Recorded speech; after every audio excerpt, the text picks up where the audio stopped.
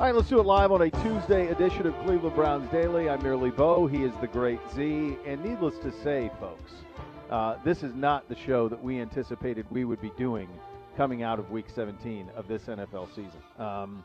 This has been a trying and difficult season. As all of you know, it's been tough for those, and you know, I'm a guy on the radio. Z's in the organization, but it's been tough for the organization. It's been tough for the team. It's been tough on you, the fans. It's been tough on players. And the thing that you held on to, despite it all and all the ups and downs and everything that we've all endured this year, watching this football team and this football team performing on game days, was hope. And there was always a sliver of it. And even as you were losing games to the Raiders shorthanded and the Packers in a game that you felt like you should have won and your defense played good enough to win, there was hope. And on Sunday, with the Bengals winning, that hope was vanquished, right? And so you go into Pittsburgh and you say, well, what you hope to see is pride. And you hope that you see something that a rivalry is worthy of. And I thought you saw effort, but you didn't see execution. And in a way, it's probably as disappointing as any game that I've been around in the how many 4 seasons we've done the show, pal. Yeah. Because of the way that it went down. It's a strange one to put in perspective, and you and I have a unique job today to try to do it. But it will be hard to find the words to make sense of what we saw last night. Yeah, this is another disappointing outcome in what has been an incredibly disappointing season, and you know, you could certainly make the case that it has been the most disappointing season that in our time, and we thought 2019 was obviously very disappointing. Prior to you, did a season in which we did not win a football game, but this was different. Yeah. This was, you were really supposed to be a Super Bowl contender on paper. It was there. You were coming off a season in which your offense was excellent. You go out and you address the defense, and you turn it into what I would call legitimately a championship caliber defense. And for some reason, you know, the offense regressed so significantly. And I'm sure there are plenty of reasons that the offense regressed significantly.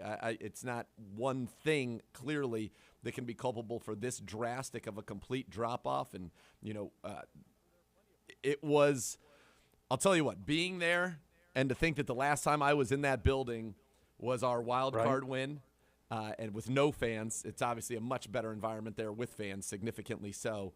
To just turn in that kind of a performance, to have that poor of execution in so many facets offensively, to, you know, you got people, there's play call questions, there's scheme questions in terms of, you know, the pass protections, although I've gone through it, and there was a lot of chipping. There was a lot of getting T.J. Watt to drop out. Of course, T.J. Watt is going to win. He's going to beat a lot of people, but every pass rusher is left up in single coverage quite a bit. And, I mean, you think about, you know, I think I saw the stat that he was doubled twice, and I don't know how they came to that because there are multiple guys on him significantly more than twice. But by the same stats, they had Myles Garrett being, you know, doubled 10 times. Well, they threw over 40 passes to the Pittsburgh Steelers in this game.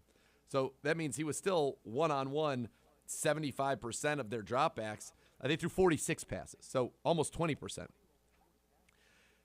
It was, to me, it's a microcosm of the season, right?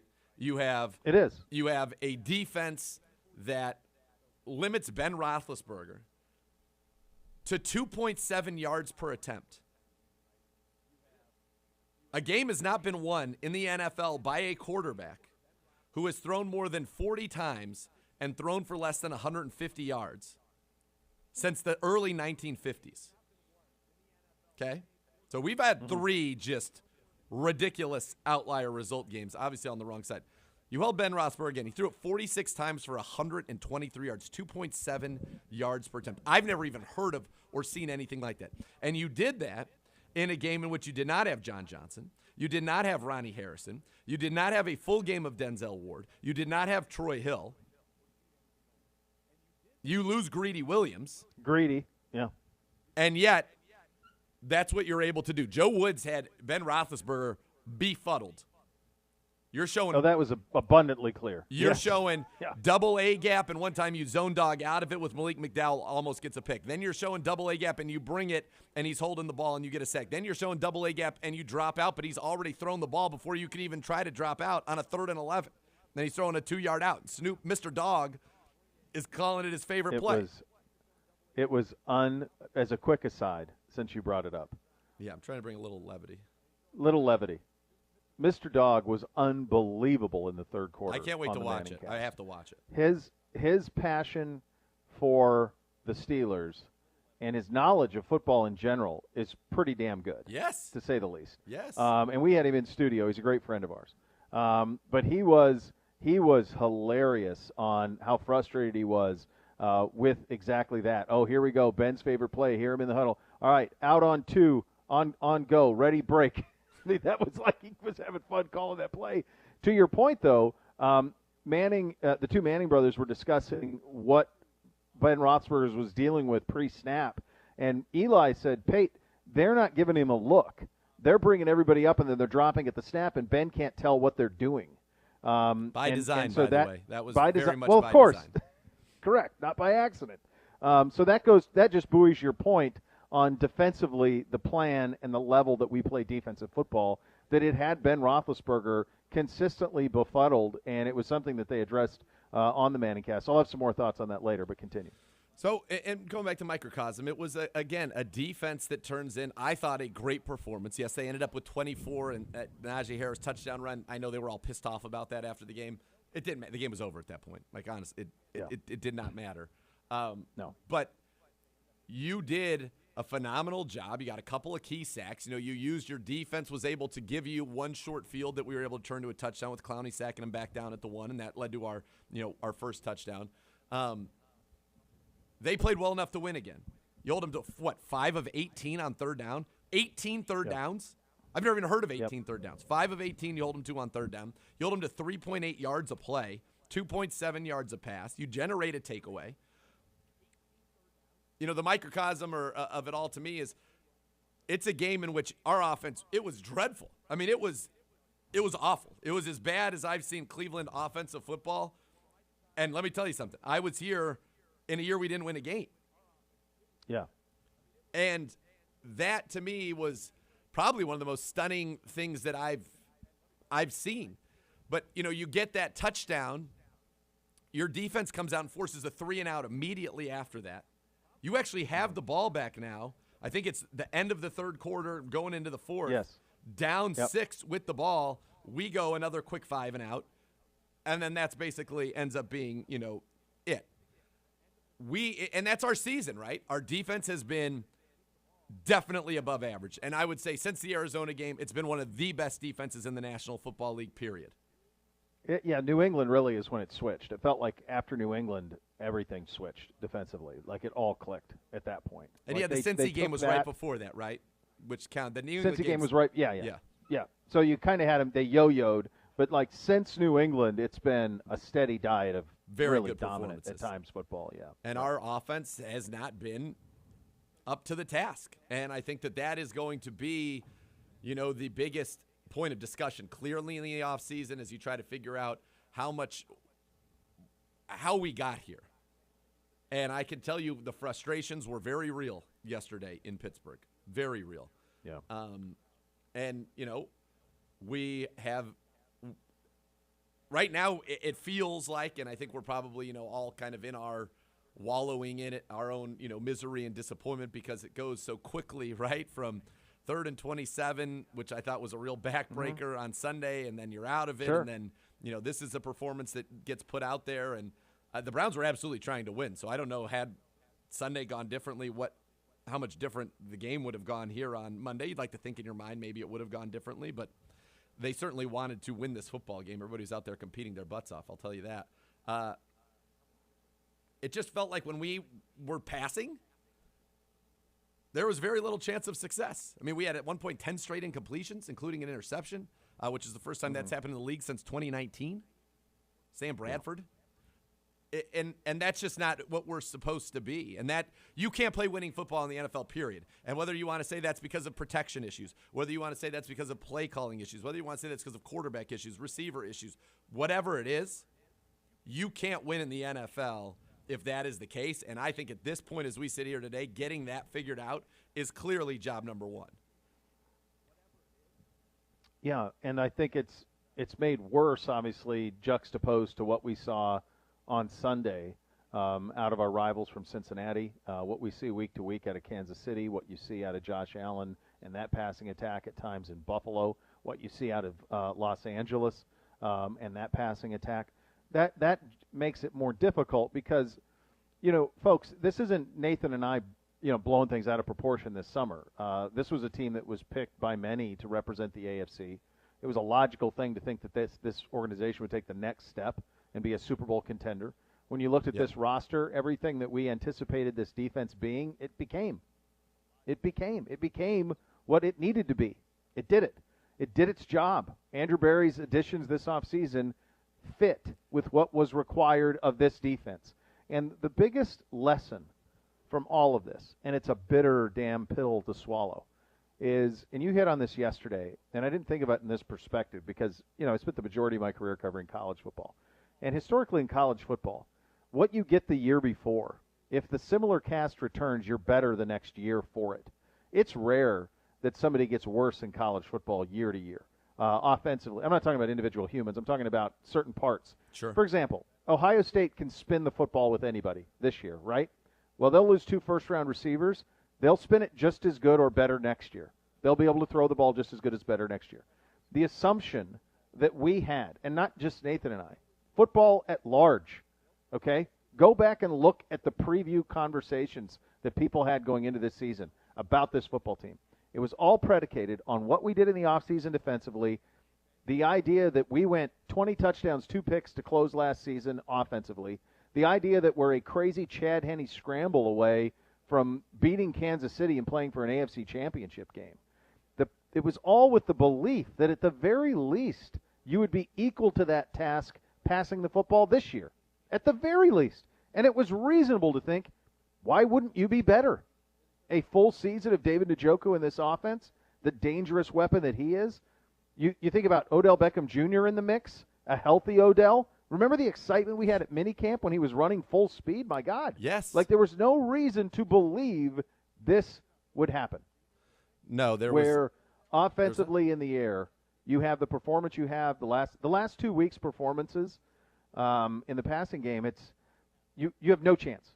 You have no chance. And we know that everyone will work doggedly to make sure that doesn't happen in 2022. But that's a tough problem to fix. And I think it would be naive to suggest it's not, because there's a lot of things that have to get sorted through.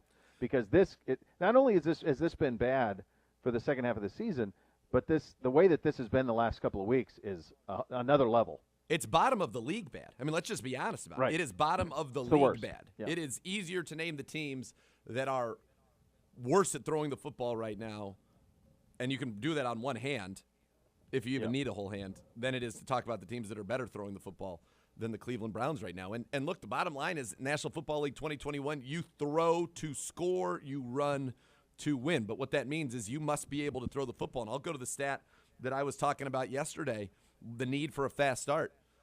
Over the last 2 seasons now, we are 1-11 and 1-11 overall, 1-6 in the division when trailing at the half. Just think about that. Yeah. That is an indictment, as there, plain and simple as there is, on your ability to throw the ball in obvious passing situations, right? To be able to come back and make plays when you need to, and that has plagued this football team all season long. I mean, think about all the chances we've had with the ball in our hands to win a game, and we have no wins in those situations. So there is going to have to be a long and hard look at it. I think everybody in this building is disappointed. I think Sunday was disappointing. I think last night was beyond disappointing. It is not what this team is supposed to look like. You are beaten really as an offense. You are beaten in every phase. You know, Nick Chubb and the rib injury, which explains some of why he wasn't out there in the first half. But folks, we had 2 possessions all game. 2 possessions all game in which we had more than 5 plays. That's right. 2 possessions. And there's been a lot about the Nick. That's unbelievable. 2 possessions with more than 5 plays. There's been a lot about Nick Chubb and why not run him more and those type of things. This goes back to the Arizona game. We've seen this a lot. We saw it last night against Pittsburgh. And Eli was quick to point it out, and I'm sure you noticed it, as anybody who pays close attention to football would notice. They were talking about, and they didn't know about the Chubb injury at that time. That wasn't something that was communicated. Nobody did. Peyton was Yeah, Peyton was having a heck of a time trying to figure out why Nick Chubb wasn't on the field, and then we get an explanation after the game from Coach why he wasn't. But at one point they were talking about the run, and Eli goes, I mean, this is a quote. He says, "Well, Pate, they're playing base. There's 6 people to block 7." He goes, "Look, 24 is running free. There's no one to block him." So this is something we've dealt with, really since Arizona. Yeah. Week in and week out, this has been a consistent thing where you don't have enough people to block unless you're going to go college and have the quarterback as a runner, and then you go, now you're even, then there's a man-on-man. But in a traditional NFL offense, if you have a guy running free, Nick Chubb's close to Superman or Batman, whatever he wants to be. There's only so much you can do. Well, that's the thing. In this game he had the 32-yard run, which, of course, matters. That's why he's at 4.8 yards per carry. His other 11 carries went for 26 yards. Dearness Johnson, who's run very effectively this year, his 5 carries went for 13 yards. So you add those together, take away that big run, you ran it 16 times for 39 yards. And now, conversely, you're saying, I think there are people who are saying, you know what, I don't care. Let's 2.9 yards 4 times is 10 yards. Just run it every single play because our passing efficiency is awful. And I don't think there's a lot of confidence when we drop back and we know it's a pass play that it's going to be successful right now. And the irony is, people then hate, why are we going 5 wide? 5 wide and empty is that's the only thing that we've been doing well, honestly, because it forces the defense to give you an accurate picture of what they're doing. But our ability to just throw the football right now, for, again, a variety of reasons, is amongst the worst in the league. It is as bad as it gets right now, and that is you can't play winning football that way. And I think you had a defense that could have carried you all the way to the Super Bowl, I think, with an average to above average offense. And we have not been that, unfortunately. No, we have not. The Browns bundle is back at Buffalo Wild Wings, the remainder of the 21 season, participating Ohio Buffalo Wild Wings locations. With the purchase of the Browns bundle, fans can get a limited edition collectible Browns glass. You're talking about the 75th anniversary logo, the throwback brownie, the 1946 patch logo. That is the collection honoring the 75th anniversary season. Lots to unpack on this one. The Joe Thomas Hour coming up in the 2 o'clock hour of the program. We're off and running. Cleveland Browns Daily, 850 ESPN Cleveland.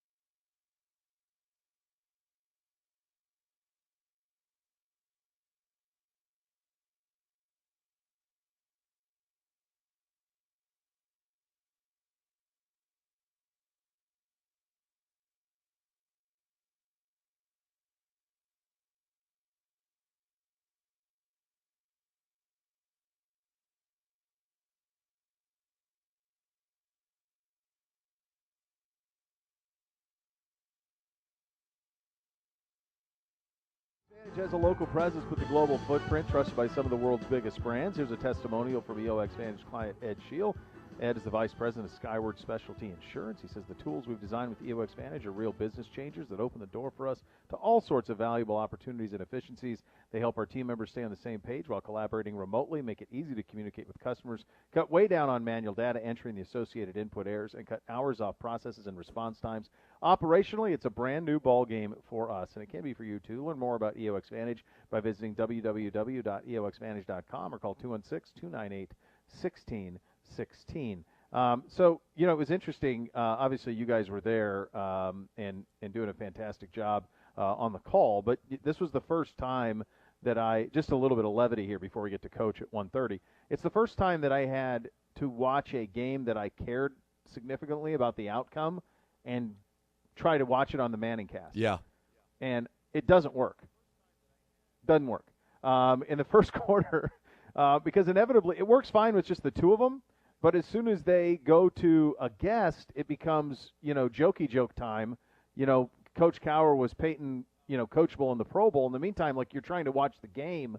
So it's really tricky for that. Now, I will say, because of the way that the game went, quite frankly, not well for us, I did go into it in the second half of the game, and part of that was I wasn't that interested in Goodell. But I did go into the second half of the game with Snoop and then with Aaron Rodgers, which was sensational. And there was a lot to take from that, and that was fun. That was fun in the second half. Just because you were looking for some distraction for what you were seeing on the field, and in that sense it worked. But if the game would have been tight and competitive, through the first half, I don't know that I ever would have gone back to them. It's a bit of a tough watch when you're engaged in the game. Interesting, and I think that's why I think the evolution of it is you have a team-centered Manning cast.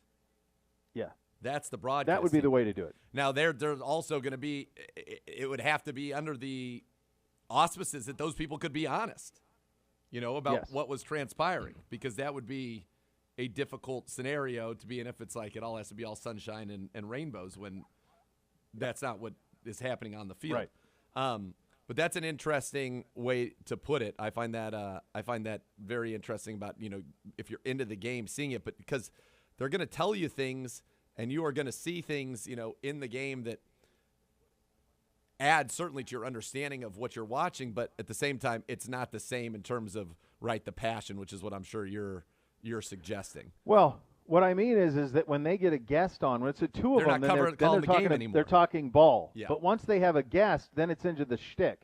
Like Eli does the joke every day about Peyton's forehead. He does the joke about, was Peyton coachable? At one point, Manning did a great joke in the fourth quarter to Aaron Rodgers. He said, if you win this fourth MVP, maybe just shut it down. There's no reason for you to go for a fifth. 4 is the number. That's where you want to be. Rodgers is very bright, knows what Peyton's doing. Yes. Peyton at one point goes, I don't know that anyone's ever done that. I think 4 is the number. And Rodgers has a smirk on his face, and then Eli goes, well, Aaron, Peyton did that. And Aaron's like, yeah, I know. I know. Thanks. Thanks for that, Coach. Yeah. I got you. So that's the thing. And you do lose. You end up watching them and not the game as much. And so I use it as a distraction a little bit in the second half because of the way the game was going. And in that sense, it was fun with Snoop. And then you still get those analysis from those guys that you wouldn't get from anybody else, what's happening, what's not. But it is hard when you're engaged in the game because they're not. When they bring on a guest, they're into the interviews. So a lot of good stuff from it, though, obviously. And the Snoop stuff was, quite frankly, hilarious. There's lots of bad advice out there about gambling, from secret methods to picking lottery numbers to betting big when you're on a roll. These myths can lose you money and get you in a lot of trouble. So before you wager, find out what's real and what isn't at keepitfunohio.com. Your head coach, Kevin Stefanski, at the podium up next. You're listening to Cleveland Browns Daily, 850 ESPN Cleveland.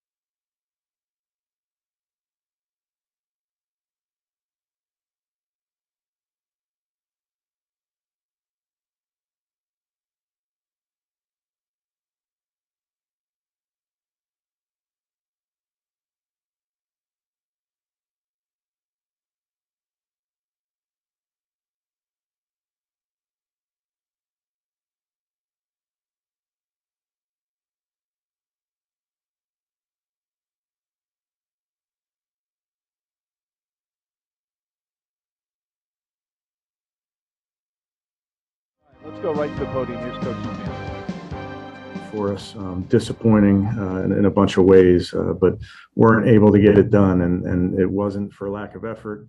We weren't good enough. Too many lack of detail type things, and it cost us, and it was really unfortunate. But we really got to make sure that we put this one behind us, because we're on a short week, and we got Cincinnati coming to our place on Sunday. Baker won't play in this last game. We're going to hold him out. He's going to get surgery scheduled, and really as soon as possible, so that he can get back healthy as soon as possible. Throughout this whole thing, we have tried to make the right decision based on all the information available to us, constant dialogue with our medical staff, with Baker, all those type of things, and throughout have really felt comfortable based on all that information that he was able to play and those type of things. So obviously frustrated for him, but just felt like that was the right thing to do for right now. And with that, I'll take any questions. Thank you, Coach. First one will be from Tom Withers. Thanks, Rob. Thanks, Kevin. Kevin, in looking back then, any regret in not sitting Baker for a longer period than he did get in terms of just getting that thing healthier? Yeah, Tom, I think it's a fair question, but I would just tell you, each one of those weeks and those days when we made those decisions, you're just going off of the information that's available to you. And that's information from our medical staff, from Baker, from the second opinions, those type of things, and then based on how he performed in practice. So that's kind of how we made the decision each week.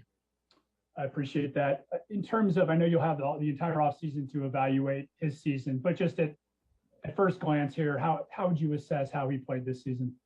Yeah, what I would tell you, Tom, is really, I'll wait to talk about, reflecting on this season. There will be time for that. Ultimately, I'm frustrated for Baker not to be able to finish the season and those type of things. But anything past that, I'll kind of wait to discuss. Thank you, Tom. Scott Petrick is next. Hey, Kevin, I know he hasn't had it yet, but is there an estimate on the timetable for Baker to recover from the surgery? I don't have that information anymore. Okay, and then when you went back and looked at the game yesterday, what would you have done differently to try to limit the number of sacks?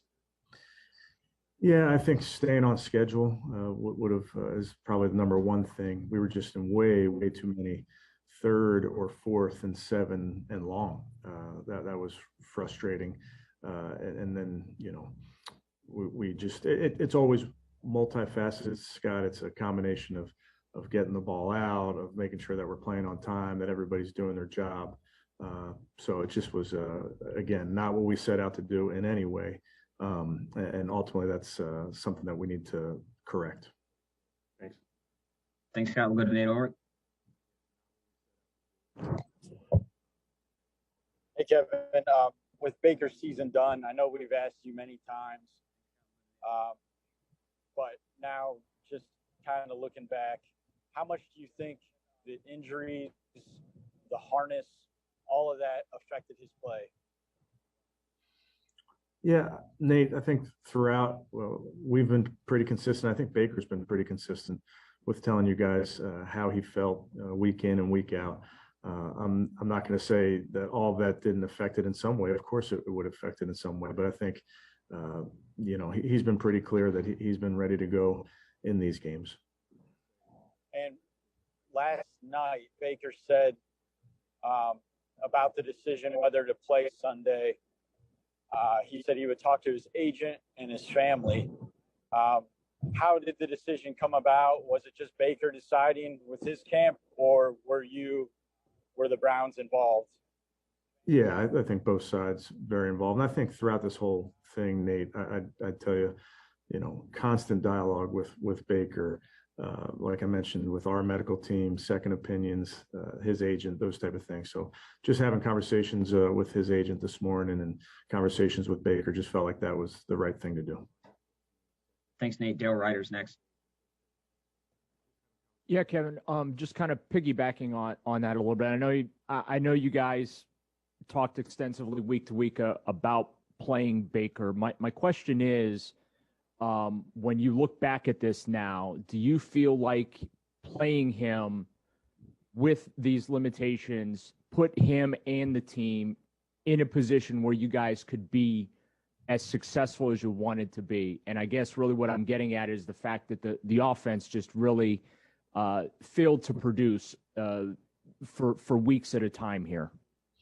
Yeah, again, Darryl, I think it's a fair question. I think postseason we can really look at the season-long performances and have those type of discussions. But like I said earlier, just each week trying to make the right decision for the team, for the player, for the players, plural, based on the information we had available to us. And in your opening statement, you talked about the lack of attention to detail last night that was apparent when you went back and looked at what took place. That didn't happen last year. You guys seem to, for week in and week out, really have that attention to detail. And so I guess I'm curious, where has that gone this year? And why, as this season has progressed, has it not come together on that side of the ball for you? Yeah, I wouldn't make a general statement like that, Darryl, about a lack of attention to detail last night versus last season. I don't know that that's totally true. Just last night, didn't happen for us for a bunch of different reasons. And we got to look at that postseason and really pull it apart and give a better accounting of it. But for now, I think it's really about what we're doing this week. Thanks, Darryl. Cam, Justice is up. Cam, if you could start your question again, Cam, sorry. Sorry, can you hear me now? Last night, I'm going to go back to the game plan a little bit.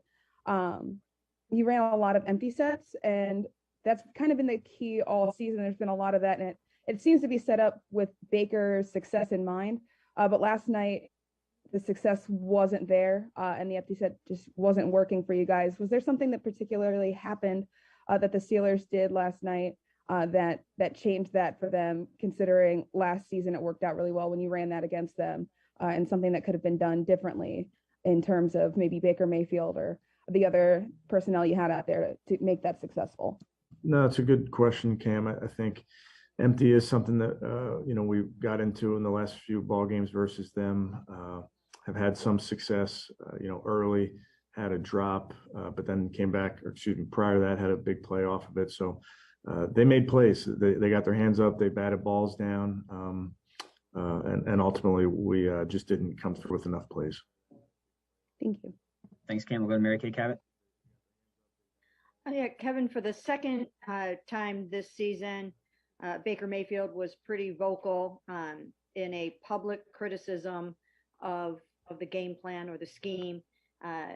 In particular, this time about you guys leaving James Hudson alone too often, not chipping him enough, and whatnot. And then he also alluded to the fact that that yes, you guys could have put the offense in better position at times. So my question is, how do you feel about Baker publicly criticizing your play calling, your scheme, your strategy? Yeah, Mary Kay, I think it's just something when you don't accomplish what you want to accomplish, people are certainly frustrated. We'll always look at what we could do better. There were plenty of times that we did have a person in location to chip and those type of things. And then other times, protection held up and ultimately we didn't, whether it was we didn't get the ball out or guys weren't open or whatever it was. It's always a multifaceted type of thing, but that's our job to look at and try and find a way to be better. Do you feel like you did put him in the best positions possible this season to try to succeed? Because it seems like he's alluding to the fact that could have gone better. Yeah, I think for all of us, Mary Kay, I just think we were, at times as a team, we've been very, very inconsistent this season as an offense, certainly. So all things that we'll look at long-term here once the season's over and have a chance to look at all of it. But certainly there's frustrations there.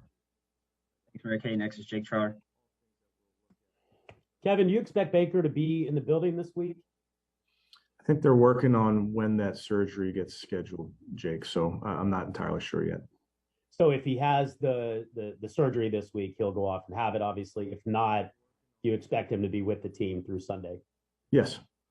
You noted last night that you rested Nick Chubb in the first half due to a rib injury that he had. That we obviously played in the second half quite a bit. Baker said last night that he was really beat up. Really had nothing left to give. How do you reconcile limiting Chubb in that particular situation while also subjecting your quarterback to taking 9 sacks in the game? Yeah, I think with all the guys, Jake, we try to make the right decision for each one of these guys. And you're right that as guys are injured and banged up, we'll make decisions with them. With the quarterback position, obviously we don't want him to get sacked as many times as he did. That's the obvious statement. But we're also trying to put our best guys out there, trying to find a way to win. And ultimately, we didn't get it done last night. Thanks, Jake. We have time for one more. Tony Grossi. Oh, geez. Okay, Kevin, 2 quickies. Number one, when you talked about all these particular decisions on whether to play Baker each week, one of the criteria was how he looked at practice. So can you go back and explain why he played in the Green Bay game, having not practiced for 2 weeks? Yeah, well, quickly, because that was a couple weeks ago, but I think we were comfortable, Tony, based on his health, based on him having, a full season's worth of work and practice, felt comfortable with that. Okay, the other thing is there was a report in Pittsburgh, I'm not sure about the credibility, that's why I'm asking, that Alex Van Pelt met with Pitt officials concerning a job with Pitt. Did the Panthers request permission to speak to Van Pelt, and do you know anything about that report? I don't know about that. Thank you, Tony. Coach, appreciate the time today. Okay, thanks, guys. You guys are up. All right, there's a lot there to unpack, obviously. We'll take a quick timeout, and then we'll react to some of the things we heard from Coach, including the reality that you'll not see Baker Mayfield for the rest of the season in a Browns uniform, as he will be down this weekend in the finale against Cincinnati. We'll get into that coming up next. The Hoff coming up at the top of the hour. You're listening to Cleveland Browns Daily on 850 ESPN Cleveland.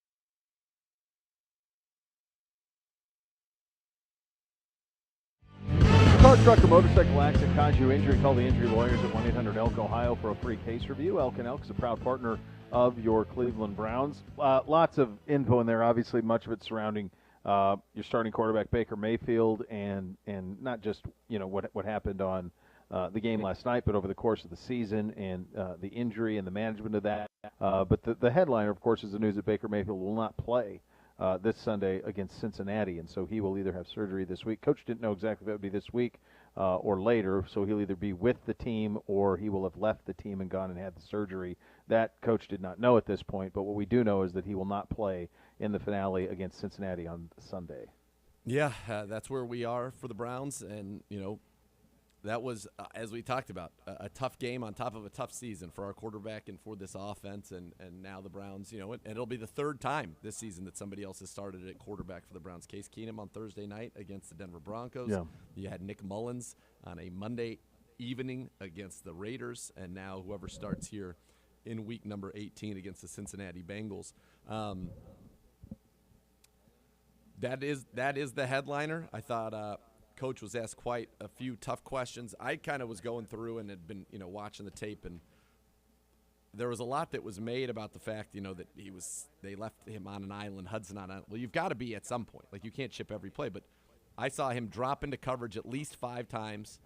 He had 2 tip passes on those, did T.J. Watt. Pro Football Focus also has 5 drops into coverage. It's hard to tell. Sometimes he stopped his rush, and you didn't know if he was rushing and then just reading Baker or if he was truly dropping into coverage. So that happened on one of them. So I thought 6 initially. They said 5.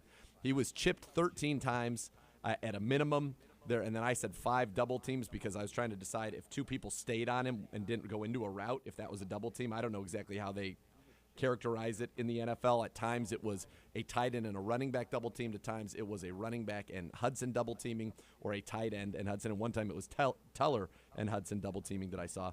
And then he was left in single one-on-one 18 times, including a couple of those were screen plays that did not work. Our screen game had 0 success in this game. He got 3 sacks from the singles. But, it's being made out, and I know that they had a lot of sacks, that, like, T.J. Watt wrecked this game because he was left one-on-one over there with Hudson. He was credited with 5 pressures in this game at Pro Football Focus on 35 pass rushes. Yeah. That's not crazy. The guy who actually had the most pressures was Cam Hayward in the middle. And it was a tough game for the interior of our defensive line, of our offensive line against Cam Hayward. But so I think, just watching that, the narrative that we just didn't give him help is factually inaccurate. It's not accurate. Right. It's the reality. It's not accurate. And this is something that we talk about a lot, on the show, and it's readily available. The film, the All-22 is there.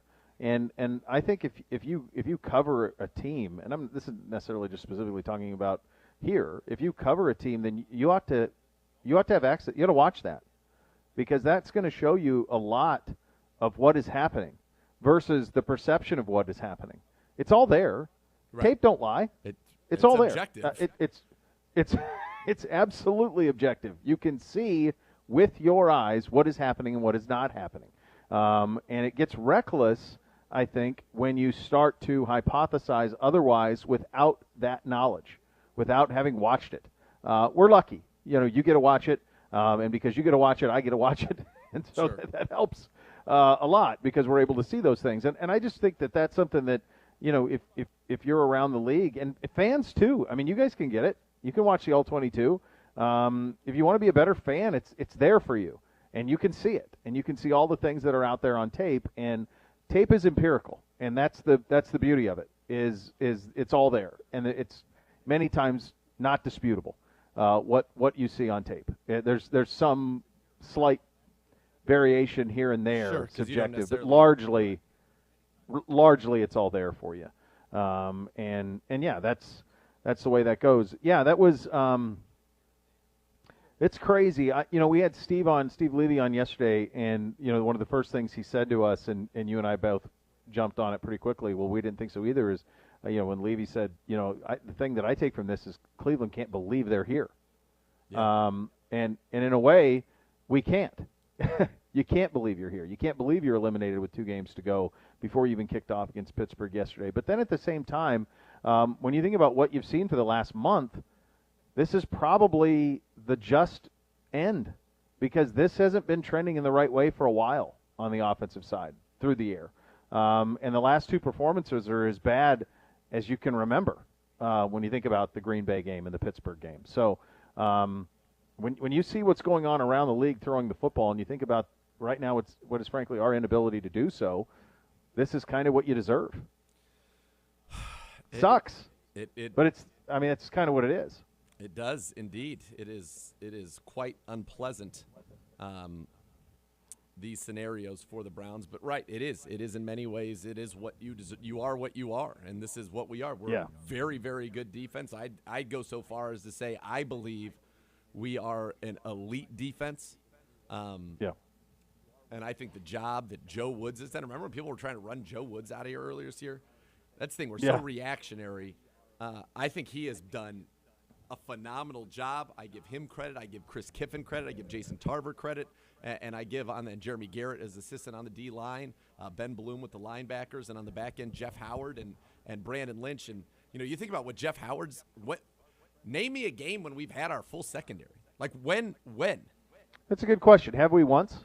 I don't think we have once, have we? I mean, at the beginning of the season, maybe? No, because Grant didn't play right away. Oh, right, and Ronnie got thrown out of the game against the Chiefs. And then Greg got hurt a little bit early on. Denzel missed some time. Troy Hill missed time. Was down. Greedy was down. I mean, already when we were in Minnesota, Greedy's starting. In the Chargers game, we had, none of our DBs were left. That was week 5. Yeah. I don't think we've played one game. Few weeks, it feels like it's been a long time since we've had our full, complete complement of guys. Like Greg, I talked with Greg after the game last night. I thought he played phenomenally well. I mean, there are so many encouraging things. Unfortunately, they're all on the defensive side of the ball, it feels like. But, Greg Newsome hasn't played since week 12. And they went at him. Yeah, I guess I didn't realize it was that long. They went at him time after time on third downs, and it's like, you think you're going to throw another back shoulder on Greg Newsome? It's not happening. They tried every receiver, too. Not happening. Mm-hmm. I thought he played a great game. But this defensive Denzel staff was good. And those players, MJ Stewart, he's a free agent. I hope MJ Stewart is back. I know there are a lot of people that hope MJ Stewart is back. You had guys just stepping up, and this was a defense that, forget second, full strength period? I don't even know. When last time this defense was at complete full strength period. I was trying to think you'd have to go back and look at the lineup in week 12. You said that's when Newsome went out, because there was a time when there was a little stretch when we did have at least all 3 corners. Was that and then I was trying to remember if we had the same. Did we have all 3 safeties in that game? And then Troy Hill would be the 4th corner. Like, was that week 12? Was that a chance that it was a full secondary as intended? It could have been the Ravens game, but I think Troy Hill was out injured maybe in that Ravens game. Anyway, it's been you get the point. The point is, it has been a while, and this defense has continued to be very, very good. And I look at going back and watching that performance. I think that everybody would agree, okay, that Stefanski probably wishes he did quite a few things differently in this game against the Steelers. I think Baker Mayfield wishes that he played at a higher level in this game. I think our offensive line in general would wish that they played at a higher level in this game. Yeah.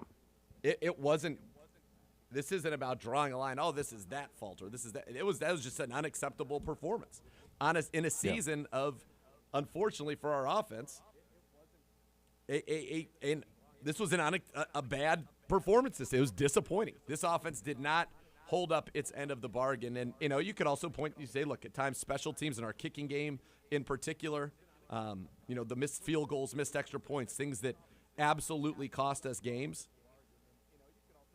It took the defense a little bit to get it going. It did. Yeah, if we take, our defense now against the Chargers, I think it's a different outcome. If we have that game where we put up 40, we're going to win that game. We're giving up under 20 points a game basically the last 10 weeks. So it's unfortunate, and you hate to see it, and it doesn't feel good. Let's just be honest. It doesn't feel good. Sunday was such a bag over the head punch in the face, and then to go out there and have this performance, and we've lost now 3 in a row? 3 in a row. First 4 out of time 5. under Stefanski, 4 out of 5. We, despite the fact we always kept waiting. We always kept hoping, okay, it's going to click for this offense. The light switch is going to go on because if you think about last year, that happened. Yes, it did. Because the first 6 weeks, honestly, we were somehow miraculously, I think, 4-2 after 6 games a year ago. And the first 6 weeks were very much like this season has been. You had the anomaly, which was a blow-up of offense in Dallas, which I would say was our Cincinnati offensive performance. But other than that, it was very mediocre offense and culminating in a beating in Pittsburgh. And then the switch went on against Cincinnati. And then you all of a sudden became a pretty good team. And, losing Odell, and I know it stinks, and it had an impact on this football team. No question. Because it changed what teams need to do. I was looking last night. The Steelers are they're Blitzburg, right? Yep. They blitzed on 5 of the 48 dropbacks. 5 Yeah. of the 48 dropbacks because they didn't need to. Play man. You heard Akilo Witherspoon after the game? Said all you have to do is play man, make Baker Mayfield make big throws. If he does, play more man, and you're going to get the ball. Yeah. Yeah, that's where you're at, and it's a disappointing, bitter pill to swallow here coming off of that performance last night. We'll get the Hoff's take on this coming up next. You're listening to Cleveland Browns Daily on 850 ESPN Cleveland.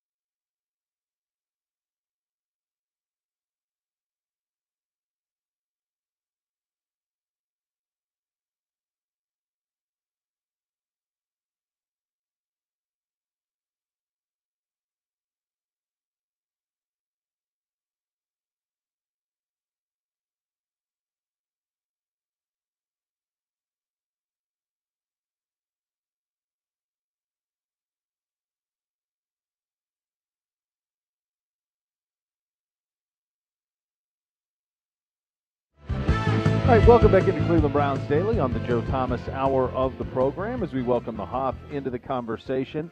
Boy, Hoff, that was a tough 30 hours or so with the Bengals doing what they did on Sunday and beating Kansas City and, in a sense, eliminating us, although that came later with the Denver loss, eliminating us from the playoffs, and then an opportunity to play spoiler in Pittsburgh, and you get that type of performance. Take me inside the mindset of a team and what you're hoping to do playing these games at the end of a season where, the people say, well, they don't matter, but they sure as hell do. And Nathan and I talked about this yesterday. They do matter, and you want to give the very best effort and have the best accounting of yourself. And when you don't, how does that sit in the room? How do you make sure that the room stays together to close out a season when the goals aren't met? Well, I think in this situation, it should be easy to get them motivated because I've played plenty of seasons where we were eliminated in the middle of the season, and you're looking at, okay, how do we play 8 games and get guys to focus and give everything they have for the next 2 months of the season when we know we're already out of playoff contention. So in this situation, it should be easy because everybody knows that there's going to be a lot of changes this offseason, because when you come into a season with great hopes and great expectations and you do not meet those expectations, you can expect a lot of changes to happen. And for everybody that's here right now that's going to be playing, they want to put their best foot forward so that when management comes together after the season and they evaluate all the positions, they're going to say, hey, we want to keep this guy around. And let's say, for instance, there's somebody that maybe doesn't want to be here. What they want to do is go out and put their best foot forward so that they have a lot of trade value to go somewhere else, or if they're going to get cut here or their contract is up, that somebody else is going to pick them up. So the idea that there's nothing to play for, I get it if you're saying there's no playoffs to play for, but this is a business for everybody. And for the guys that expect to be here and want to build something next year, this is when next season starts. Right now, you're building through the off season and you're trying to figure out who are going to be those guys that are going to be big pieces of this puzzle moving forward. Yeah, the eye in the sky does not lie, and so you want to put out your resume for yourself and for the league, especially if you're somebody who's a free agent or at the the bottom third of a roster, right, Huff? So this game will have massive stakes for those people if the Browns do decide to kind of go that route. We know Baker won't be playing, and give some younger guys a real look here in this football game. Huff, I want to ask you about one thing because so much has been made.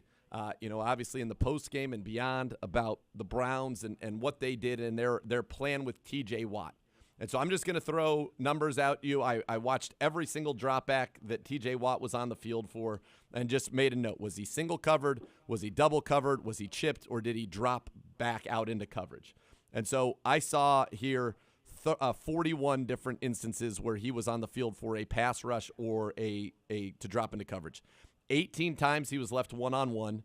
5 times he was double-teamed, although for my untrained eye, it's hard to know a double team. What I did was that is if somebody went there and they never left. So whether it's 2 linemen, a running back and a tight end, if they stayed there and never left, both of them the whole time blocking, that felt like a double team to me. 13 chips, which is that hit and then release, and then 5 times he dropped into coverage. So of 36 pass rushes, he was singled 50% of the time. He was doubled or chipped 50% of the time. I have no clue at all. Is that standard? Is that a lot of help? Is that not a lot of help? Where does that fit into the game plan? And take you out of it, because they probably just left you on an island all the time. You're the Hoff, duh. But if you were in a situation like the Browns were in. I think I got 13 chips in 11 years. I was begging for some help. I was like, come on, guys. Hey, I'm not too proud to beg here. I could use a little help. But what I would say, a couple things. First of all, yes, TJ Watt made a large impact because of his sacks, right? He had 4 sacks in that game, and sacks are huge stats because they're exciting, they're drive killers. But I would even argue that some of his biggest plays were made when he wasn't rushing, when he was just knocking balls down. Yep. Because those, I don't know how many batted balls he had and how many times he was affecting the throw, not off of a sack, whether it be he was able to read the drop and the quarterback's eyes and get his hands in the passing lane, or he was able to free somebody else up, or he's able to force the quarterback to step up and move in the pocket and to run into some other trouble with somebody else. So I would say clearly they didn't do enough to stop TJ Watt to be able to give him help although the amount of help that they gave him, if you're just saying, how does this measure up to normal? It's a lot of help. But in the situation where a player has such a great impact, you want to obviously help him more. But the problem is it's a fine line, because the more you help with your tackle on TJ, the less help you get with guys running down the field, opening up holes in zone coverage and giving rubs and man-to-man coverage and helping your passing game down the field. And so last night, I didn't see a really dynamic passing offense moving the ball down the field, even if we would have blocked TJ Watt better. So I'm sure Kevin Stefanski, as they're going into this game, are going, we want to give James Hudson as little help as possible while allowing us to still block him enough to throw the football down the field. Because if we just line up and double team him, first of all, what they're going to do is he's just going to drop into coverage like he did and knock balls down. So that's a problem. Then you've got 2 out of your 11 dudes assigned to a guy that's not even rushing. So you got 2 guys with their thumbs, you know where, looking at a guy that's dropping into coverage or standing at the line of scrimmage batting balls down. So you've assigned a great percentage of your resources on offense to somebody that's not even pass rushing. So you can't just line up and double team him every single time, no matter how good that guy is. You've got to work in single blocks. You've got to work in quick game. You got to work in play action passing. You got to work in runs. And some point in the game, especially when you're trying to come back from a deficit, you're going to have to take more risks. And I think that's what the philosophy was. But, I mean, anytime you get sacked 9 times, it's not a great day for the offensive line. It's certainly not a great day for the quarterback, because that means he's not comfortable reading the defense and delivering the football on time. And it's not a great game for your pass catchers, because probably it says that they're not getting open. And so protection is everybody. It's routes getting open. It's quarterback understanding where the ball needs to go and delivering it on time, being where he needs to be in the pocket. And then it's the guys on the offensive line and the tight ends and the running backs blocking who they're supposed to. So everybody shares in the blame when you have a situation like last night when there was 9 sacks. Yeah, and Watt, according to Pro Football Focus, had 5 pressures. He converted 5 pressures into 4 sacks. I mean, that was just a high sack conversion rate, which is exactly. And so that does make it feel more impactful than maybe perhaps that it was. And there are certainly, if you go back and watch it on some of those sacks, the ball could have come out. And I think that's, to your point, there's so much that goes into this and from a protection standpoint and what the Browns are trying to do on offense. And frankly, I said it, Hoff, you were out there for some tough times, and it just felt to me like in all my time here, this was the least confidence you had when you knew it was a pass play, which made you want to say, let's just run it every play, right? But you also just can't do that. Right. And I think TJ Watt's a great player. Former Badger, so of course I love him. Grew up right down the street from me.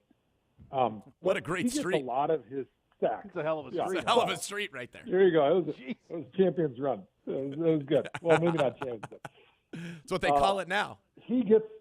That's right. He gets a lot of sacks because of effort, right? And so that's why it was such a good matchup for him and such a bad one for the Browns, because what you saw is when Baker wasn't feeling comfortable with what he was seeing.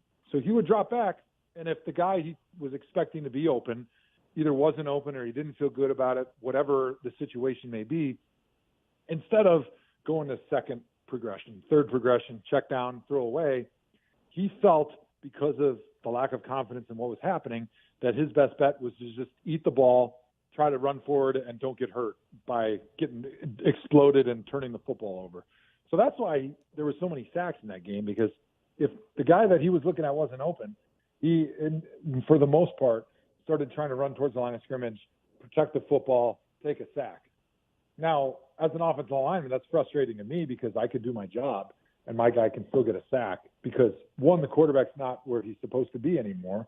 And 2, as soon as the quarterback starts running towards the line of scrimmage, it's impossible for me, because now I'm not on the line between my man and the quarterback, because the quarterback has moved, and I can do what I can to try to push and help a little bit. But for the most part, it's going to probably just turn up into a sack. And a lot of times it's not offensive line's fault. Now, there was plenty of times where they were getting beat, no doubt about it. But anytime you have that high number of sacks, it's typically a situation where the quarterback just doesn't feel comfortable letting the ball go because he's worried about turnovers. So he's just eating the ball and taking a lot of sacks. Joe, this is it's a stunning place to be in. It was stunning to doing the show. Nathan and I doing the show yesterday, and understanding that we were out of the playoff picture heading into Week 17. It's hard to wrap your head around for as talented as this team is, and it feels a little bit like the way it's so disjointed at the end. It feels a little bit like 19 in that sense. It's just hard to make sense of what you're seeing with your eyes offensively in the pass game. As you've observed this team, as closely as you do and with the eye that you do, there's a lot of factors to it, obviously. Receivers, plays, protection, quarterback, all of it. How did it get this bad? I mean, this was a 4-interception performance from the offense in the pass game against Green Bay, and it was what we saw last night, which, to Nathan's point, I haven't been around the organization as long as you guys have, but that was about as helpless as you ever felt throwing the football. How did it devolve into this, I guess? Football is such a complicated game. I think that's why it's so exciting to watch and talk about, because there's a million things you can talk about. Mike Pettin always used to say, football is a game of a million little things, and when you put them all together, that's how you get a win. And when you look and feel the way the Browns did last night, you can point to a number of things, any number of things that don't work out. And it snowballs, and people lose confidence. They lose hope. And once you lose hope, you lose focus and you lose effort. And it's tiny little differences in your focus level that cause things to get sideways. And then you get in those games where, the feeling, if you would ask me, how do I feel and how does that correlate to a score? I'd be like, it's 40-0.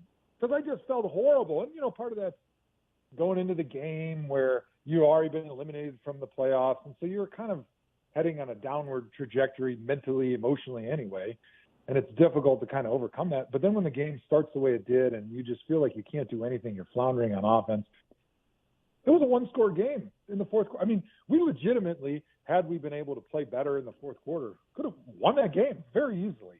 But you just never had that feeling. You never had that hope, that optimism, that spark, that energy that was pouring through that team that gave you a feeling like, they're going to figure it out, they're going to turn it on, and they're going to win this game. And I think when you don't have that hope and that optimism, it leads to a lack of energy and a lack of focus. And then when your number is called, when you do finally have that opportunity to make the play, you're not ready to make it. And that's what's frustrating. You get a 3-and-out there down 13-7, and you can't do anything with it. And you're right, it felt hopeless. And it's kind of how we've been talking about for, the last 10 weeks, and you throw out, obviously, the New England game. That was just a boat racing in every facet. Your defense has played at a playoff level. And I thought this game was in many ways a microcosm of that. You hold Ben Roethlisberger to 2.7 yards an attempt. It's the first time a quarterback's thrown it 40 times with fewer than 150 yards and won a game in the NFL since the 1950s. And you lose. And it's because our offense, for a variety of reasons, has not been what it needs to be. And that's frustrating. And I think if there was an easy solution, it would have happened already, right? Like, these are not – you got – on our offensive staff, everybody wants to throw blame Stefanski. We've told you this, and you can choose to listen to it or not. This is a very collaborative process between Kevin Stefanski, Alex Van Pelt, Bill Callahan, Chad O'Shea, all four who have called plays in the NFL, all four who have been winners in the NFL. Callahan's been a head coach himself. Van Pelt's obviously spent time with Aaron Rodgers in Green Bay, been an OC in Cincinnati. You got O'Shea, who was in New England for many years and has multiple Super Bowl rings and has been an OC in Miami. You've got a lot of smart people working on this. This is not like, we don't know how to figure this out. And it's not Ned in the first reader. Right. And now we're not able to produce. We're not able to execute. And it's rough. And listen, you go ahead, watch tape. You go ahead, dive into the numbers. Take a look at what we do when we're operating from a perfectly clean pocket, folks. It's not good. I will say this for all the fans that are, fire the coaches, we need to change this and change that. Like you mentioned, there's no easy answers, right? And I don't want to temper any of the excitement or the enthusiasm amongst the fan base, because that's how we make our living, guys, right? This is what we do. We talk about the Browns. And so to have a fan base as excited and passionate with all the answers, that makes our job better and more exciting. And that's how we have a job. And so with that being said, this is an indisputable fact. There is nobody on planet Earth that spends more time deeply involved with the team watching film and studying what's going on with the Cleveland Browns and those coaches that you just mentioned. So you can argue that maybe there's some guru out there that, really knows football and has been watching every single thing that the Browns have done, but they're still not in those meetings. They're still not on those practice fields. Those are situations that are exclusive of those coaches you mentioned. And you mentioned the debatable part is maybe, are they the greatest coaches ever? I don't know. I think they're really, really, really, really good because of being around them and hearing their message, hearing their coaching style, hearing the scheme that they're coming together and coming up with, talking to the players, hearing the game plan and how they feel like they're being put in a position to succeed. And when you put that together, you got to say, like, yes, it's fun to complain and could they have done things better? I'm sure the coaching staff would say yes. But I've seen it work, and I've seen their resumes from other places, like you mentioned, and I've talked to guys in the building. So nobody has been around the team more. And if we agree that they're smart coaches that have had success and know what good football looks like and how to coach it up, you got to have some confidence that this is a really good coaching staff, that we don't want to make wholesale changes. We don't want to do too many things differently this offseason because we got the right guys in the right seats as far as coaches go. And it's about tweaking some of the other things if we want to get back in the playoffs next season. Yeah, and that will be the challenge for this off season. Is that and with that to be said, there's a game left to be played. It is Cincinnati on Sunday. We'll discuss the mentality that's going to be required for that one. Get into some of the NFL playoff tree in terms of who's in, who's out, and what do you have to look forward to in Week 18. That will continue next. You're listening to the Joe Thomas Hour on Cleveland Browns Daily on 850 ESPN Cleveland.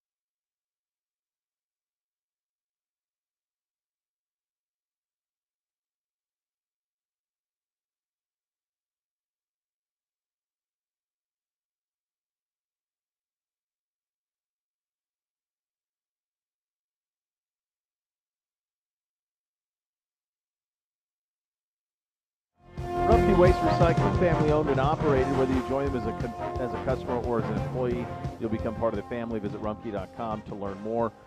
Joe, we've got one game left at Cincinnati at home. We know that Baker's not going to be playing. Coach Stefanski announcing that within the last hour that Baker would be down this week. He's either going to have surgery this week or he is going to, or he will still be with the team and surgery will be coming shortly, but he will not play this week against Cincinnati. He did not say who would be starting, whether it would be Case or Nick, but it will not be. We know it will not be Baker Mayfield. We don't know what Cincinnati's going to do either, Hoff.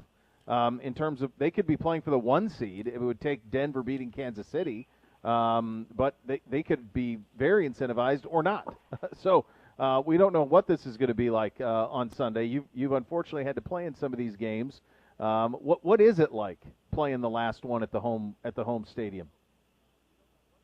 Well, I always thought that I wanted to go out the last home game, giving the fans a taste of maybe something good to come, right? Because you want to go into that off season, maybe not feel good about the totality of the season, but feel good about that last game, right?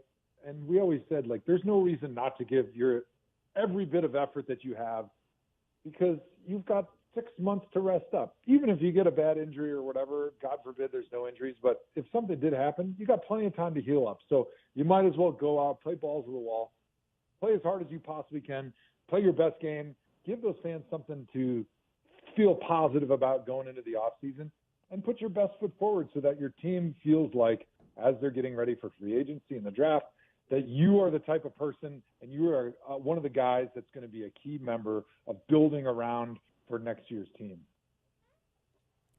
And that's like you said, this is your opportunity for a lot of people to put, resume out there, for veterans to show that kind of leadership, for pending free agents to make their case why they want to be a part of this program. And as you said earlier, also to figure out, who doesn't want to be in this program. And for the Browns, this is a massively disappointing season. I don't think there's any other way to say it, any other spin to put on it. It's been a massively disappointing season. You do want to end it on a high note. You have guys who are, as you said, playing for opportunities. But I think this one is going to be, in particular, very, very difficult for the Browns, just because of what this season was supposed to be, where it is now. Now, whoever gets to play quarterback, I think, is going to be thrilled with an opportunity to start either Case or Mullins. My guess is it's Case. Mullins is still on the COVID protocols, I think, from last week. So that person will be very excited. But it's an interesting – it's a tough one. And this game, to think that not even 48 hours ago, jeez, this game we thought had the potential to be for the AFC North. It's gut-wrenching. Part of the reason. Yeah, that's part of the reason. My heart and my gut was ripped out before the game last night, is knowing what we had still at stake, and being the eternal optimist that I am. I had already talked myself into the Browns running all the way to the Super Bowl because we'd already had our COVID cases behind us, and these teams were going to be playing. We're going to be shorthanded, and so, once you're officially eliminated, you have to come to reality and face the music a little bit. And it takes a little bit of time to get over that. But hopefully we're over that. And Case or Mullins or whoever it is that's going to take over is clearly going to be excited about having an opportunity. And they're going to breathe energy and life, hopefully, into this offense. And we're able to see a much different version of the Browns offense in the game against the Bengals than we have seen in the last 4, 5, 6 weeks of football, where they just haven't been good enough on offense. No, and I think that the other thing you do as a fan, I think are there landmark numbers you want to achieve? Do you want to get a guy to 1,000 yards? Those type of things. That's the type of stuff that I think about as a fan. I don't know if that ever comes to into players' minds. I think about Miles with the sacks. Oh yeah. I would assume that stuff would be motivating, wouldn't it, Joe?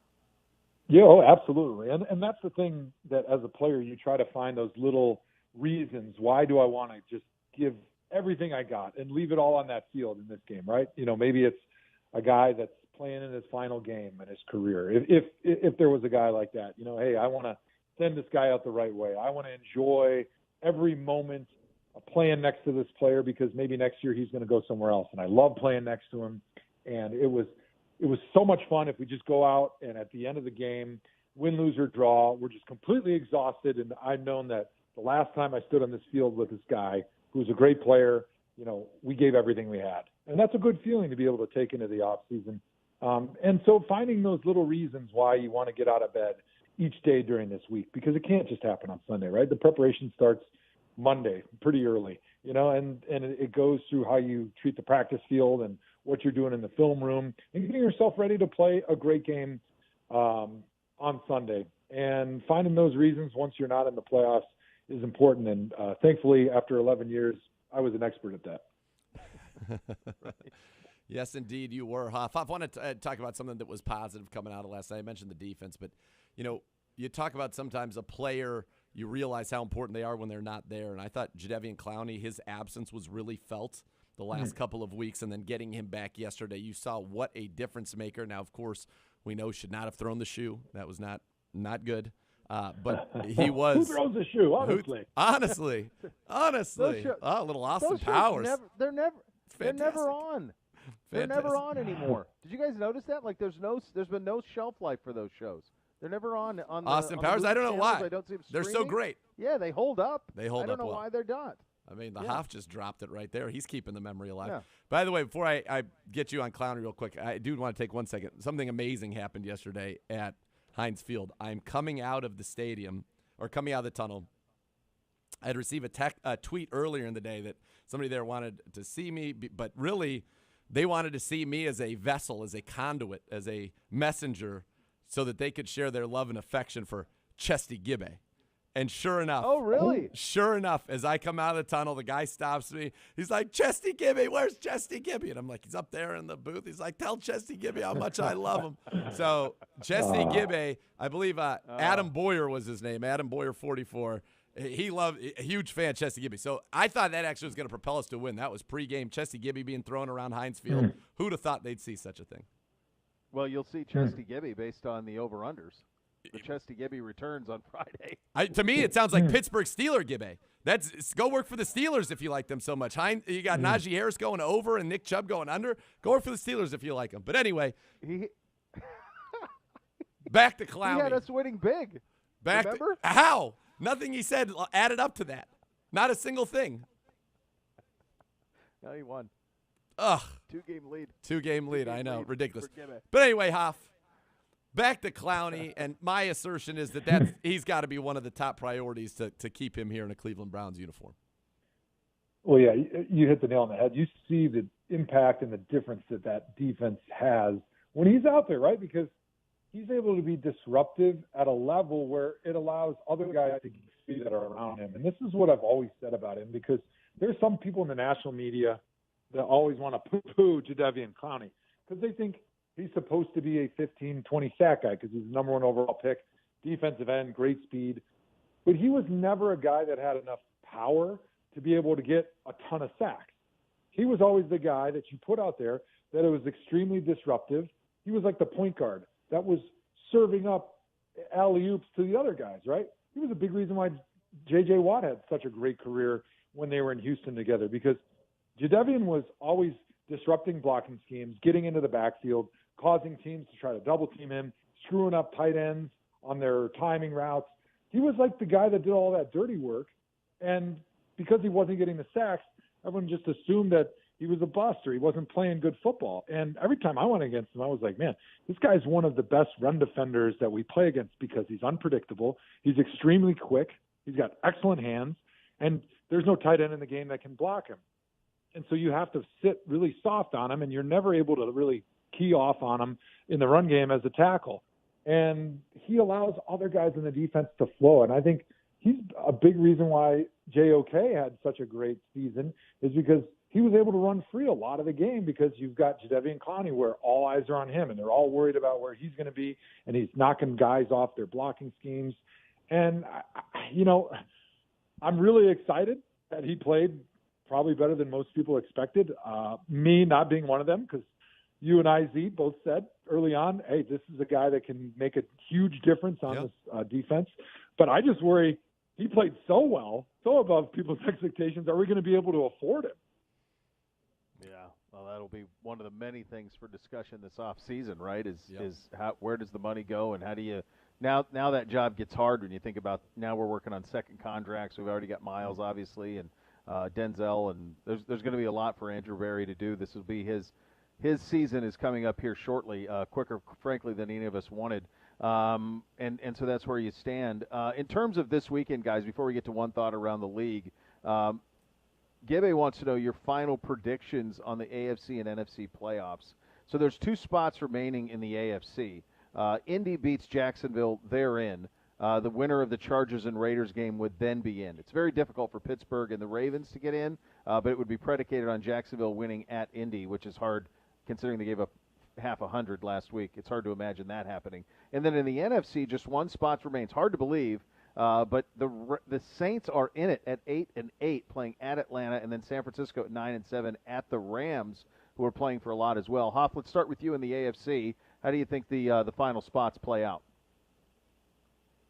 I think the Colts get in, but that one's really interesting to me because if the Colts make the playoffs, I think the Eagles get their first-round pick. But if they don't, the pick drops down to like second or third. So it'll be interesting just kind of when other teams have cheering and rooting interest on the other conference. But I definitely think that the Colts are going to be able to get in as long as Carson Wentz doesn't pull a Carson Wentz maneuver, and as long as they feed Jonathan Taylor as much as they should. I definitely think that is one of those spots that definitely is going to happen. So there's a great scenario that possibly could exist out there that I'm here for. If the Colts, give it to me.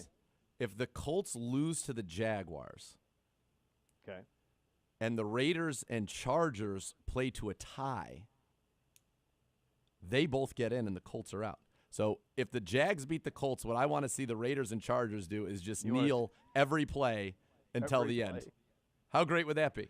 Because if they play the game out, how would you do that? Like, if they play the game out, only one can get in. Only one can get in. So how would you make sure how would you play to make sure you get a tie? Kneel every play. Right. And then punt. Like, how does that conversation go? Yo, bro. It's like when you're in a fantasy football title. Hey, you want to split the pot? Want to split the pot? Take some risk off the board here. Split the pot. Couple kneels. Incredible. Be amazing. Is there any division loyalty? Let's just get everybody from the AFC West in here. All kneels. On Sunday Night Football. All Imagine kneels. Al Michaels calling kneel downs from Vegas. The Manning cast, bringing a special Manning cast. What are we doing? What's happening? Your forehead's big. I think whatever. The greatest outcome would be coaches before the game. They go out to dinner. They have drinks. They wine and dine each other. They both agree to the kneeling strategy. And then because they are hated rivals within the division, like the Raiders get the ball, 2 minutes left, and they're lining up like you think they're going to kneel again and just run out the clock. All of a sudden they spread them out, and they go 2-minute drill, and they try to drive the dagger into the hearts of the Chargers. Now that would be absolutely glorious. Can you imagine what that would do to that rivalry long term? People would never forget about that. All of a sudden, you pull the old okey doke, a fake knee, pop up Deshaun Jackson down the sideline for the silver and black. Come on. Yes. Be the perfect team to do it. It would absolutely so Hop, be great. Hop, you have Indy, and then do you have the Chargers or Raiders? Who do you have winning that one? Yeah, I like the Chargers. I mean, I just think they're the better team overall. The Raiders have been so up and down, and I like Derek Carr. I've always been a big fan of his. I know he gets poo-pooed a lot too, but I just think that the Chargers are a better team all around, and I think Herbert is a better quarterback when he's at his best, and I see him at his best down the stretch. He's a lot like Joe Burrow, right? It seems like he plays his best football in the biggest moments. He's the most cool under pressure young quarterback that we've seen in the NFL. So I see the Chargers getting that one. And in the NFC, Hop, we got one spot. It's the 49ers at 9-7. They got to go to the Rams, or it's New Orleans, who's 8-8 at Atlanta. Mm-hmm. It's funny. I actually picked New Orleans to win the division. Like when you're doing the silly NFL Network shows, you always have to have like a crazy take that you think might have a chance to happen. And I actually said, hey, I think the Saints are going to win the NFC South. And obviously that was really crazy with Tom Brady and the Buccaneers. But what I said is, hey, the Saints have always had Brady's number. They beat him twice again this year, and they've got maybe the best defense in the NFL, which that'll carry you down the stretch, especially if there's some injuries. So I kind of half got it right. They're not going to win the division, but I actually think they're going to be the team that gets into the playoffs. And they're one of those teams because I tell everybody that NFL playoffs, it's like rock, paper, scissors. It's all about matchups. Everybody's pretty much equal, and it's about matchups and it's about who's hot. And the Saints are one of those teams where you do not want to play this team because they have that defense that can completely shut down your offense if it's a bad matchup that day. And with Taysom Hill, you can get some wacky stuff on offense and score some goofy points with plays that you haven't pulled out of your playbook all season, that you're just kind of waiting for that big moment. And all of a sudden you win 14-3 or 14-7 in a game against a team that's almost 500 getting into the playoffs. Yeah, absolutely so. OBM, Ohio Business Machine, preferred copier provider of your Cleveland Browns. They have all the X's and O's for your office. Call 216-485-2000 or visit ohiobusinessmachines.com. We'll go one thought around every game from the past weekend coming up next. You listen to the Joe Thomas Hour of Cleveland Browns Daily on 850 ESPN Cleveland.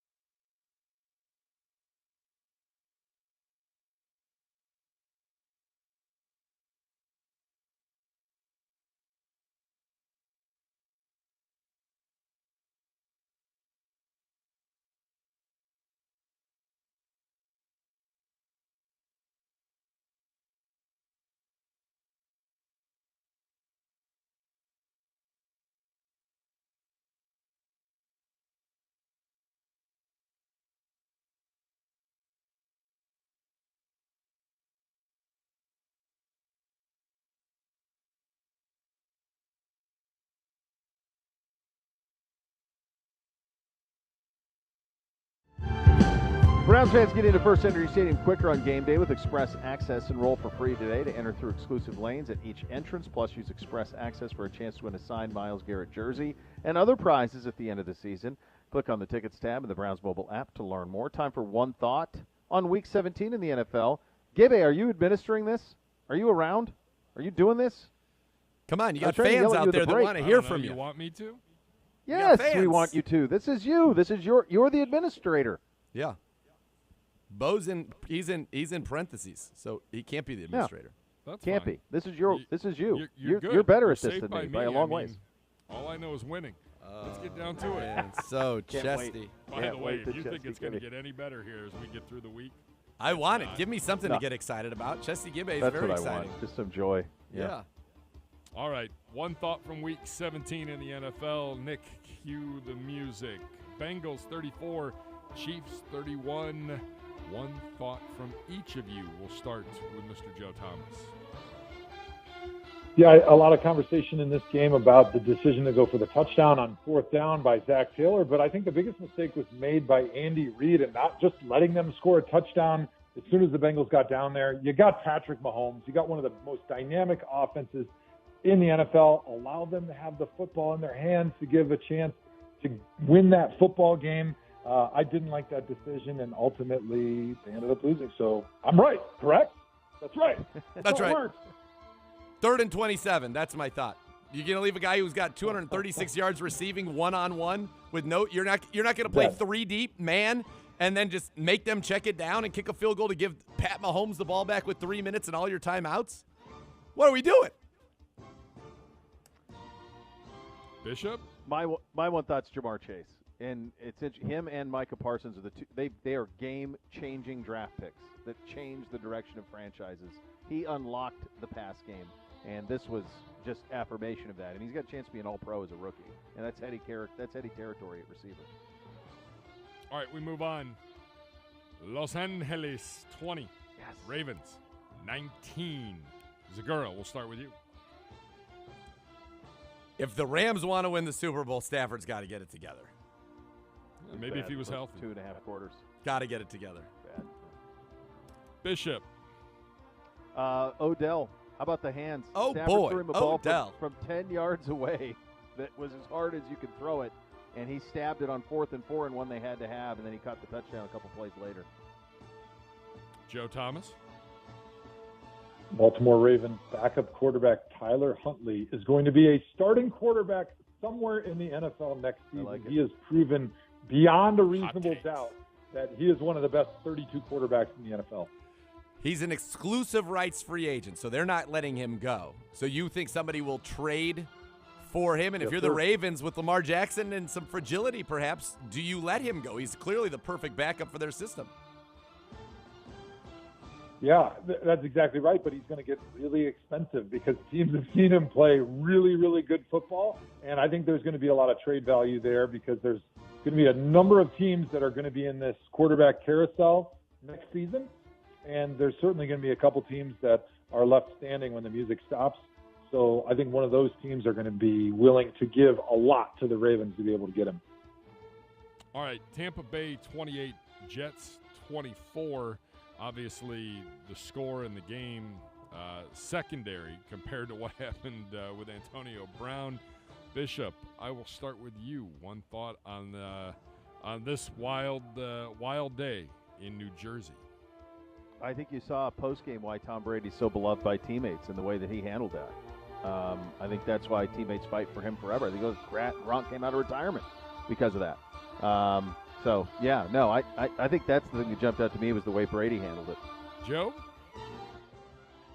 I think what you saw from Antonio Brown was, contrary to popular belief, premeditated. He was ready to be done with his football career, and he's trying to coast and transition into a post-football life of hip-hop music. He even dropped a little teaser, I think, on Twitter or Instagram after the game. And so I think he was thinking, how do I go out with the most attention possible to be able to transition into that post-football career as a rapper? Zegura?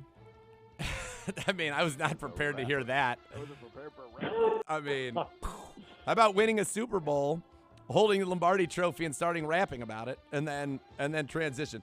I want to go. I've already talked about this. I hope he gets whatever help he needs, or if this was premeditated and he needs no help, that's stunning, and I don't think that Tom Brady would be nearly as empathetic towards him if that was the case.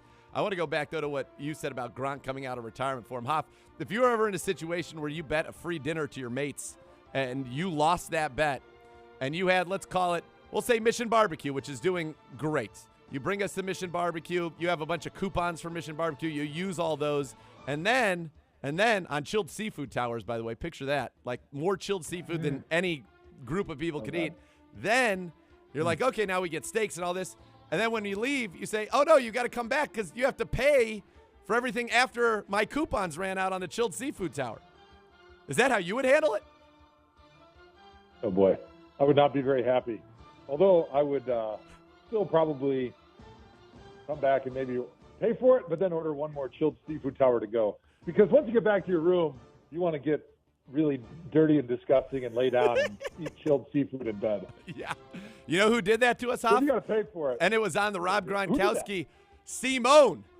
Little Simon. Simone pulled that out. Simone pulled that on us. Oh, no. Dastardly. Oh, no. He left to Chicago in shame. Yes. Don't want him anymore. Arizona 25, Dallas 22. Joe, one thought from you. Can the Cowboys ever play consistent football? What's going on over there? No. I mean, like 1 week we're saying they're going to win the Super Bowl and they got the greatest defense in the NFL, and the next week they look like Ned and the first reader. Zegura, Raiders 23, Colts 20. Go. The Raiders are like cucarache. They won't go away. And you have to wonder at this point, if they make the playoffs as the guy, the interim coach, is he the head coach? No, you can't do that. No. Never hire the interim. Bo, one thought from you. Titans 34, Dolphins 3. Mike Vrabel, Coach of the Year. Unbelievable what he's done. Joe Thomas, Green Bay 37, Minnesota 10. So Green Bay, I think everybody will agree, is the best team in the NFL right now, but I'm really worried. They're talking about giving Aaron Rodgers time off to heal that toe to finish the season. Then they're going to get a bye. They're going to go a huge stretch without playing. And I think the most important thing on going on a long run in the playoffs and winning a Super Bowl is getting hot at this point of the year. That's exactly the way you cool off your franchise, by not playing and not playing your great quarterback. And I think there's a high likelihood that the Packers get bounced in their first game in the playoffs. Oh, my gosh. Wow. You heard it here first. Wisconsin flamethrower. Unbelievable. Don't tell my friends in Wisconsin. This doesn't go on the air. This is just in Ohio. That's right. No. Just here. Just we have Ohio. no audience outside of Cleveland. Don't worry about it. This isn't That's podcast. right. We're not the world's team, Hoff.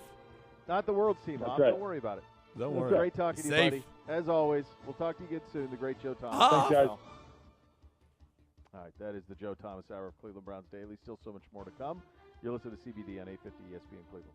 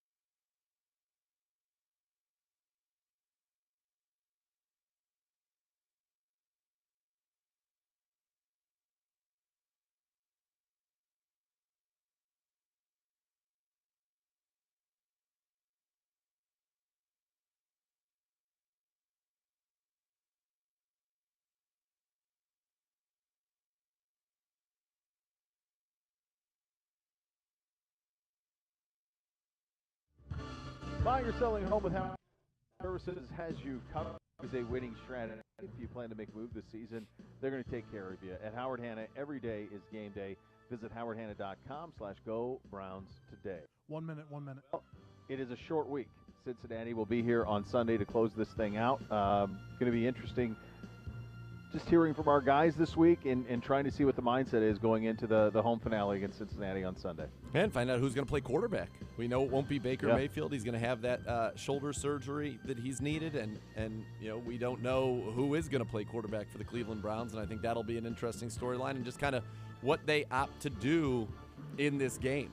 If Nick Chubb did suffered an injury, do you play Nick Chubb? Kareem Hunt was expected to be active and then was not active yesterday, so you wonder if that had the playoffs had to do with that.